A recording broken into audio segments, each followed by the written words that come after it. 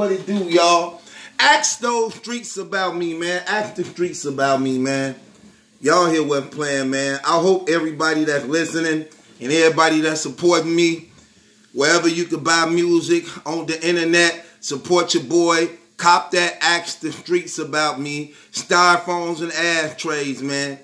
2019, I'm about to turn up even higher now, man. 2019, I'm about to turn up even higher now.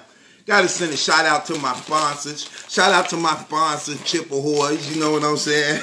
Yeah, we making that money now. Shout out to my other sponsor, Turtles. Shout out to my other sponsors, Jay's Potato Chips, Hot Russell. Shout out to my sponsors.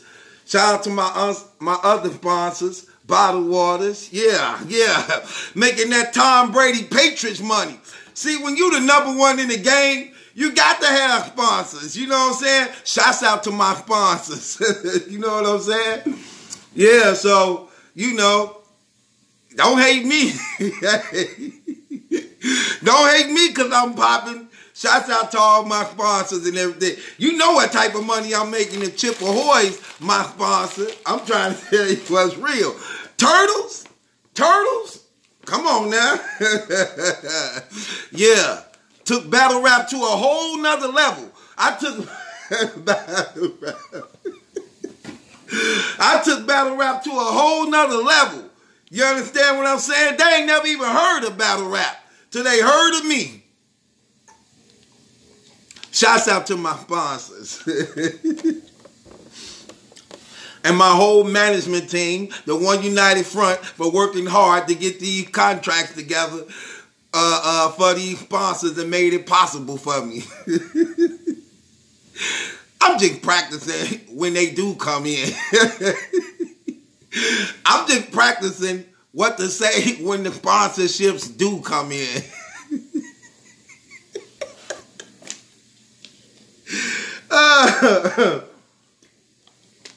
What's going on, y'all? We finna get live tonight, man.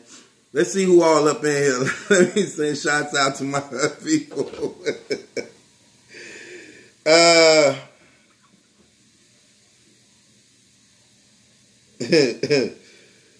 Let's see what's going on.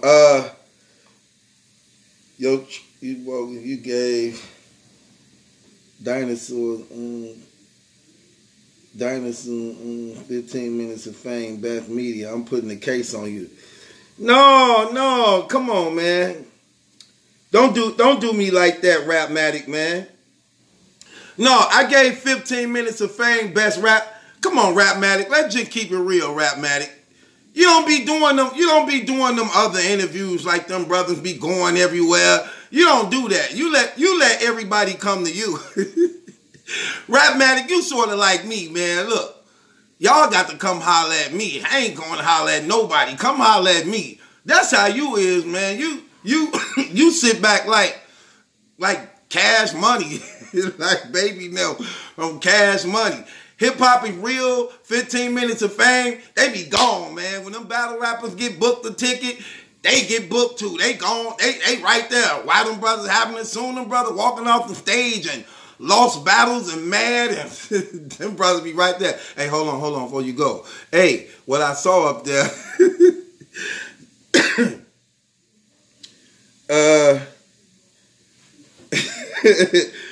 Rapmatic, y'all don't be going to no King of the Dot events, and man,